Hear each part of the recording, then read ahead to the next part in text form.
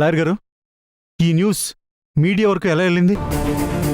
పాత కేసు అవ్వడం వల్ల ఇది మీడియా దాకా వెళ్ళిపోయింది సార్. పోలీసులు ఇప్పుడు ఈ కేసుని చాలా ప్రెస్టీజియస్గా తీసుకుంటున్నారు. 10 మందికి తెలిసాక ఈ కేసులో రిజల్ట్ రాబట్టకపోతే పోలీస్ డిపార్ట్మెంట్కి చెడ్డ పేరు వస్తుంది. సో రిషిని ఎట్టి పరిస్థితుల్లో బయటికి వదిలిపెట్టారు సార్. ఇది మీడియాతో ఆగదు సార్.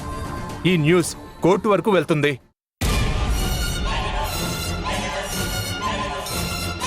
అక్కడ లాయర్లు, జడ్జి గారు ఈ కేసుని గట్టిగా పట్టుకుంటారు.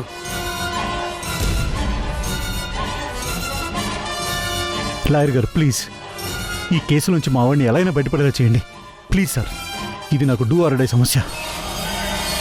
సారీ సార్, ఇప్పుడు కేసు నా చేయి దాటిపోయింది. ఉన్న ఒకే ఒక ఆప్షన్, మీ కోడలు వీణా గారు కేసు వాపస్ తీసుకోవాలి. లేదంటే మీ కొడుకు ఇంటికి వస్తాడన్న విషయం మీరు మర్చిపోండి సార్. మీరింకా ఈగోలకు వెళ్తే మీ అబ్బాయిని కోల్పోవాల్సి ఉంటుంది. అది దృష్టిలో పెట్టుకోండి. లాయర్ గారు, మీకు పుణ్యం ఉంటుంది. దయచేసి మా అబ్బాయి ఇంటికొచ్చే మార్గం చెప్పండి. నా మాట విని మీ కోడలు గారితో కాంప్రమైజ్ అవ్వటమే ఈ సమస్యకు పరిష్కారం అమ్మా. కానీ ఆ వీణ నా మాట వినదండి. It's impossible. అయితే మీ అబ్బాయి బయటికి రావడం కూడా అంతకన్నా ఇంపాసిబుల్. అలా అనకండి లాయర్ గారు. ఏంటి సార్ మీరు పంతాలకు పోయి కన్నబిడ్డను ఎవరైనా ఉరికమ్మ ఎక్కేలా చేసుకుంటారా చెప్పండి? సరే, మీ ఇష్టం, నేనుంటానండి.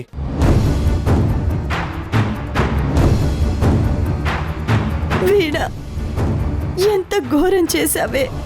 కట్టుకున్న వాణ్ణే అన్యాయంగా కేసు పెట్టి దూరం చేసుకుంటున్నావు. నీ కాపురం ఏమైపోతుందో అని ఒక్కసారైనా ఆలోచించావా? రిషి ఎందుకు మీ నాన్నని చంపుతాడు? తనకేవైనా కక్ష ఉందా, పగుందా?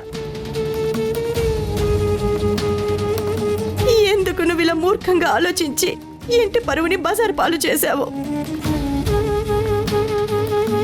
ఇప్పుడు రిషి బ్రతికేం కావాలి? నలుగురిలో ఎలా తలెత్తుకొని తిరుగుతాడు? ఆ వీణ మెడలో రిషి 3 ముళ్ళు వేసినప్పుడే ఈ ఇంటి పరువుకి, ప్రతిష్టకి ఉరితాడు పడిపోయింది పార్వతి. ఇప్పుడు బాధపడి ఏం ప్రయోజనం లేదు. అలాగని కొడుకుని అలాగే వదిలేస్తారా? ఏదో ఒకటి చేసి రిషిని బయటికి తీసుకురండి ప్లీజ్.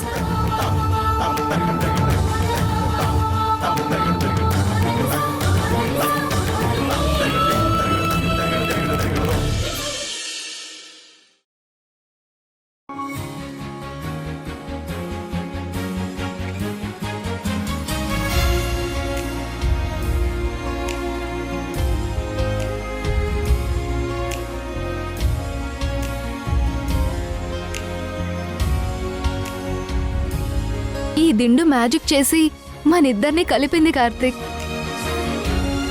ఈ దిండుకి మనిద్దరం ఎప్పటికీ రుణపడి ఉండాలి. మన లవ్ జర్నీలో ఈ దిండుకొక ఇంపార్టెంట్ రోల్ ఉంది.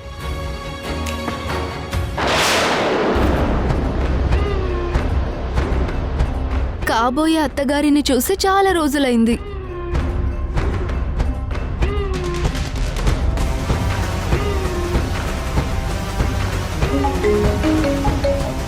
చెప్పమాలిని, ఎక్కడున్నావు? ఏం చేస్తున్నావు?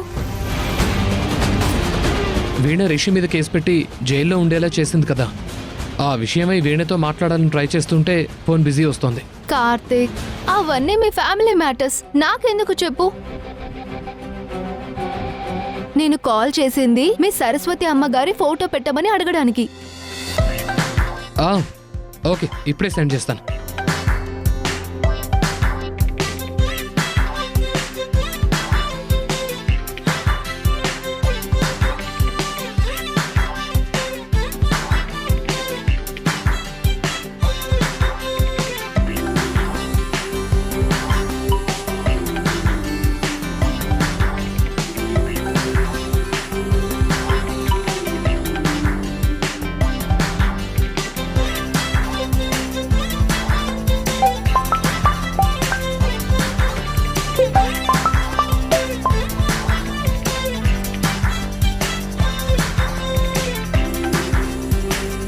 Video call చేసావేంటి?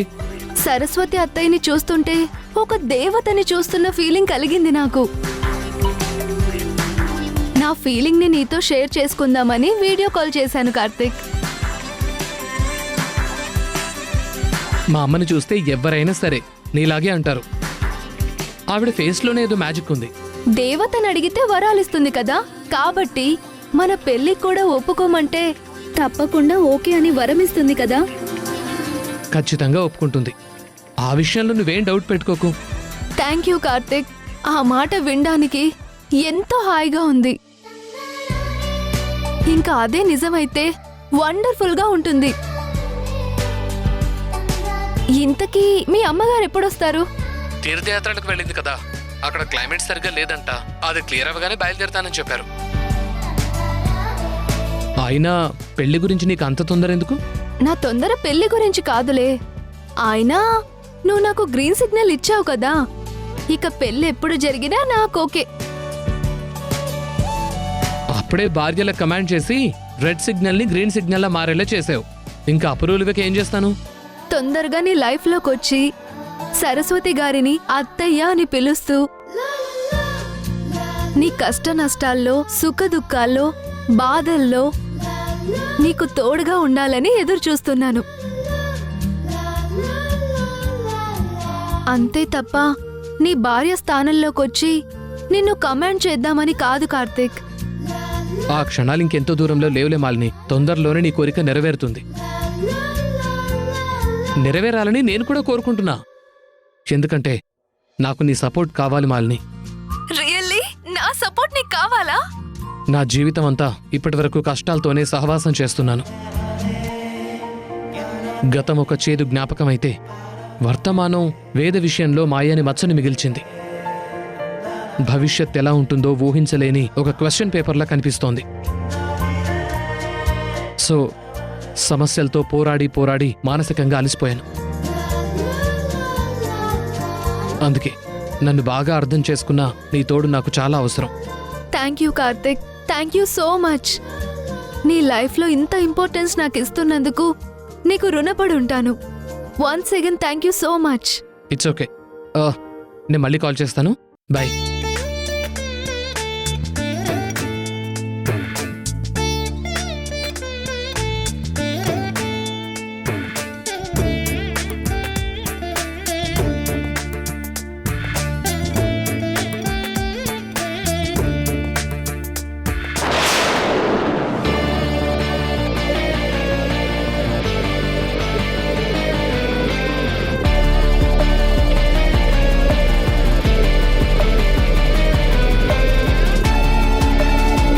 పక్క భర్తని కూడా చూడకుండా రిషిని జైలుకి పంపించాను. లోక్నాథ్కి కూడా జైలు భయం పట్టేలా చేసి కంటి మీద కునుకు లేకుండా చేశాను. వాళ్ల పరువు మీడియాకెక్కేలా చేసి రచ్చ చేశాను. తండ్రి కొడుకుల్ని అష్టదిగ్బంధనం చేసి హల్లకల్లోలం అయ్యేలా చేశాను. అనుకున్నట్టుగానే మా నాన్న చావుకి కారణమైన లోక్నాథ్ కుంభస్థలం కొట్టి దిక్కు తోచకుండా చేసి వాళ్ల మీద నేను గెలిచాను. కానీ కానీ నా బాబుని గెలుచుకున్న విషయంలో మాత్రం ఓడిపోతున్నాను. ఎందుకు? వాయి ఇన్ని రోజులు బావ విషయంలో తప్పులు చేస్తే మాల్ని నీ ఇంటికెళ్ళి మరీ మా బావ వెనక తిరగొద్దని కొట్టాను, తిట్టాను. కానీ ఇప్పుడు బాబు వైపు నుంచి కూడా మాల్నీకి పాజిటివ్ సిగ్నల్ వచ్చినట్టు కనిపిస్తుంది. నేను బాబు మీద పెట్టుకునే నమ్మకమే నన్ను అపహాస్యం చేస్తుంటే నేనెలా తట్టుకోను? ఆ మాల్ని నా బావ వదలట్లేదు. బావ కూడా మాల్ని విషయంలో అడ్వాన్స్ అయిపోతున్నాడు. ఎలా ఎలా కంట్రోల్ చేయాలి? బావ నేను గెలుచుకోవాలంటే ఇప్పుడు నాకున్న శక్తియుక్తులు సరిపోవట్లేదు. ఇంకా ఏదో పవర్ కావాలి. ఎక్కడుంది? ఎక్కడుందా పవర్?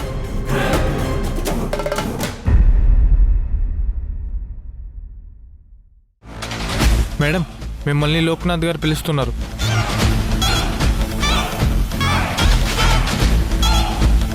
లోక్నాథ్ కొడుకుని విడిపించుకునే ప్రయత్నంలో లాయర్ల చుట్టూ తిరగకుండా ఆఫీస్కి ఎందుకు వచ్చాడు?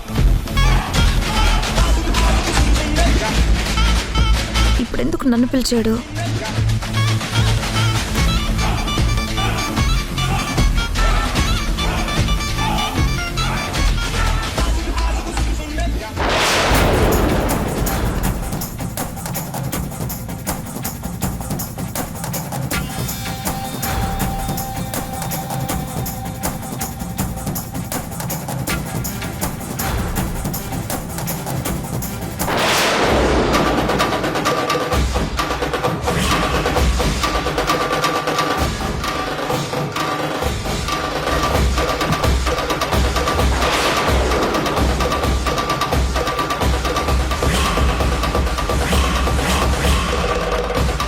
నగలు, డబ్బు, డాక్యుమెంట్స్ ఇవన్నీ చూసి ఇవి ఇక్కడ ఎందుకున్నాయని ఆలోచిస్తున్నావు వీణా?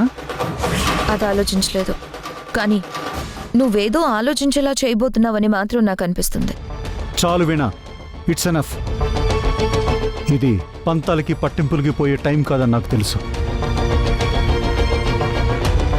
నా కొడుకు అన్న విషయం పక్కన పెడితే నీ మెడలో తాళి కట్టిన భర్త అని కూడా చూడకుండా వాడి మీద కేసు పెట్టినప్పుడు నువ్వు పగ కోసం ఎంతకు తెగించావో అర్థమైంది. నీ మేనత్త పార్వతిని ఎదిరించి నువ్వనుకున్నదే చేస్తాను అన్నప్పుడు నువ్వు ఎవరు చెప్పినా వినవు, మారవు అని అర్థమైంది. నీకు నా మీద గెలుపు కావాలి, నాకు నా కొడుకు కావాలి. ఇప్పుడు రిషి విషయంలో తండ్రిగా బతికున్నా చచ్చినట్టే లెక్క అని నిరూపించుకున్నాను. ఇంకా చాలు. నా కొడుకు కోసం నేను 100 మెట్లు దిగడానికైనా సిద్ధపడతాను. నాకు సంబంధించిన ప్రాపర్టీసు, హోదా, సర్వస్వం ఈ టేబుల్ మీద ఉంచాను.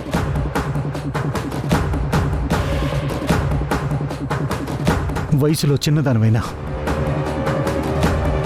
నా 2 చేతులెత్తి నమస్కరిస్తున్నాను. నేనిప్పటి వరకు ఒక్క దేవుడికి తప్ప ఎవ్వరికి మొక్కలేదు. ప్లీజ్ నా కొడుకుని విడిపించు. దయచేసి కేసును వాపస్ తీసుకో.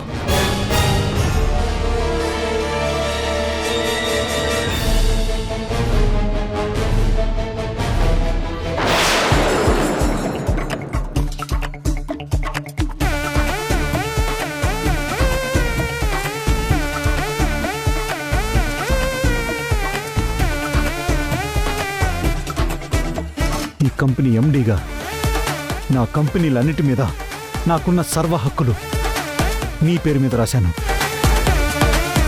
చూసుకో, అన్నీ తీసుకో, కానీ నా కొడుకుని మాత్రం నాకు దక్కేలా చేయి.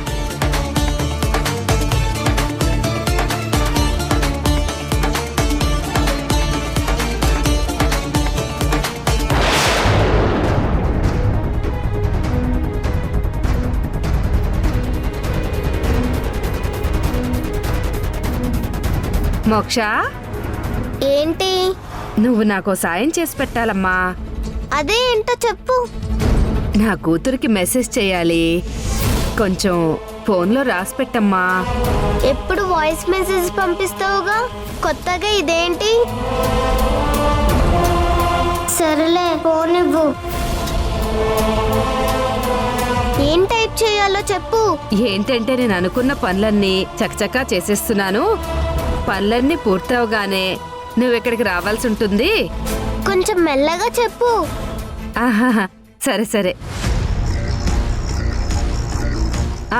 అన్నట్టు చెప్పటం మర్చిపోయా, ఇంట్లో జరిగే వాటన్నింటికీ కారణం నేనేనని మోక్ష సేకరించిన సాక్ష్యాలన్నీ కాల్చేశాను.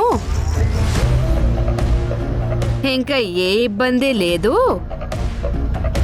అలాగే చెప్పినట్టు రాయమ్మా మోక్ష.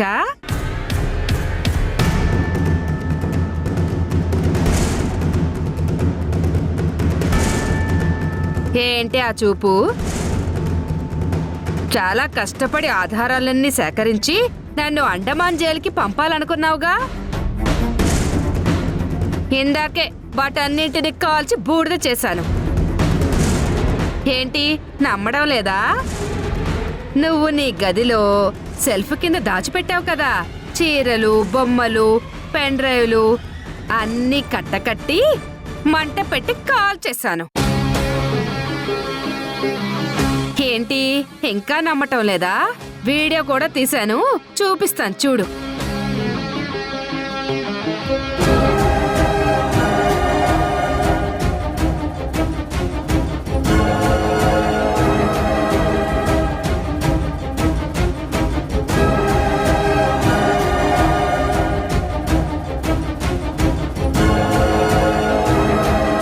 ఇప్పుడు నీ దగ్గర నాకు సంబంధించిన సాక్ష్యాలు ఏమీ లేవు. వేదాకి ఇలా జరగడానికి కారణం నేననేలా నీ దగ్గర ఒక్క ఆధారం కూడా లేదే.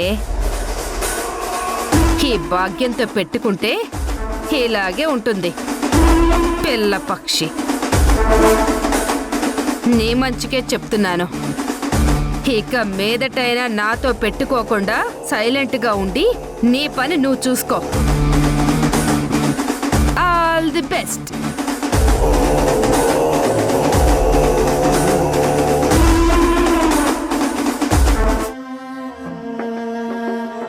మేడం గారు, డాక్యుమెంట్స్ అన్నీ కరెక్ట్గానే ఉన్నాయి. లోకనాథ్ గారు, వీటి మీద మీరు సంతకాలు పెట్టండి.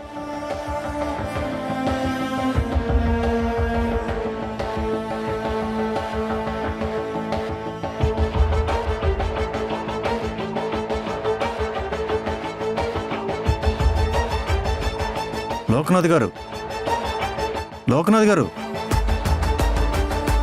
సంతకాలు పెట్టండి. పాపం లాయర్ గారు, లోక్నాథ్ గారికి అధికార దాహం, ఆస్తుల మీద వ్యామోహం ఇంకా తీరినట్లేదు. లేదంటే ఇంటి మీద, కంపెనీ మీద మమకారం చంపుకోలేకపోతున్నారా? ఎందుకు ఆయన ఎంత ఇబ్బంది పెట్టడం? వదిలేయండి పాపం. లేదు వీణ, సంతకాలే కదా, చేస్తాను.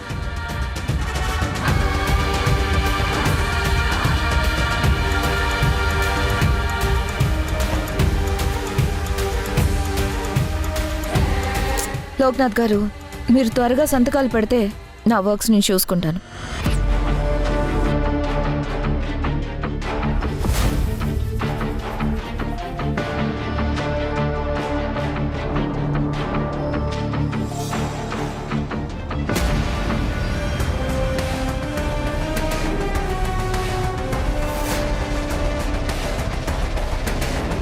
కంపెనీకి సంబంధించిన సంతకాలన్నీ అయిపోయాయి మేడం.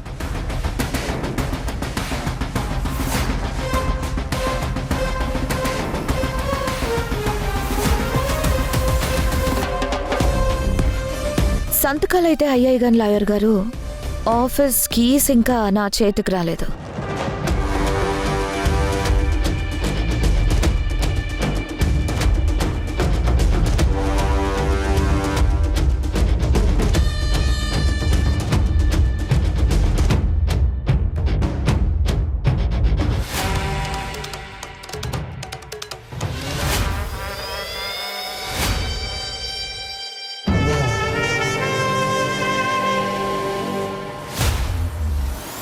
నా మొహం ఏం చూస్తారు లోక్నాథ్ గారు?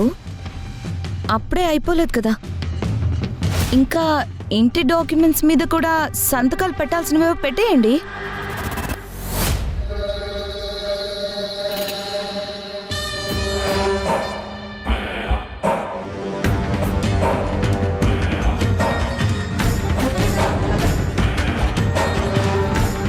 సంతకాలు చేసి చేసి చేతిలో అయినా నొప్పిగా ఉన్నాయేమో. కాస్త బ్రేక్ తీసుకుంటారా మావయ్య? సార్, మీరెన్ని బ్రేకులు తీసుకుంటే అన్ని అవమానాలు జరుగుతాయి. ఎందుకు చెప్పండి? నా మాట విని ఇదే ఫ్లోలో సంతకాలు కంప్లీట్ చేయండి.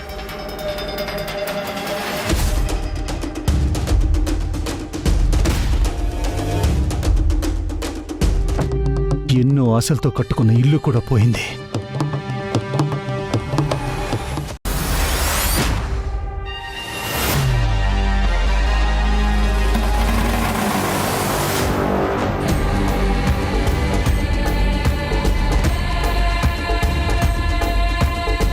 నువ్వు అడిగినవన్నీ చేశాను. కేసు విత్డ్రా చేసుకుంటున్నట్టు నువ్వు కూడా సైన్ చేసివు. ఆ డాక్యుమెంట్స్ కూడా రెడీగా ఉన్నాయి సార్. మేడం, మీరు సంతకం చేసి ఇవ్వడమే late.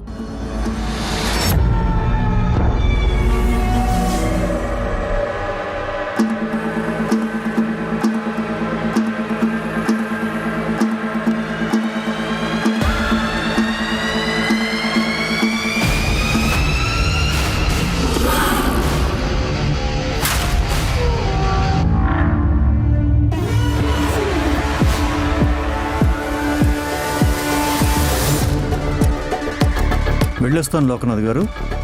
All the best madam.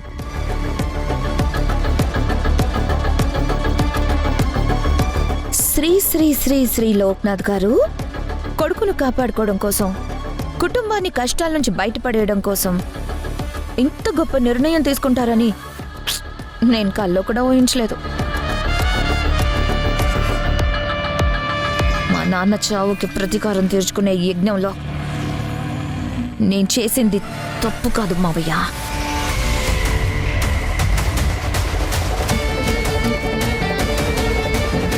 నువ్వు ఇప్పుడు గెలిచావు అనుకుంటున్నావు. గెలుస్తూ ఏం ఓడిపోయావో ముందు ముందు తెలుసుకుంటావు. అది తెలుసుకున్న క్షణంలో నీతో ఎవ్వరు ఉండరు. అందర్నీ కోల్పోయి ఏకాకిలా దిక్కులు చూస్తూ నిలబడతావు. ఈ ప్రవచనాలు బయట ఎక్కడైనా చెప్పుకో, 4 రూపాయలు వస్తాయి. ఇక్కడ ఇలా చెప్తూ ఉంటే వింటున్న నాకు నీరసం వస్తుంది. నీకు కంఠశోష తప్ప ఏమీ రాదు. ఇక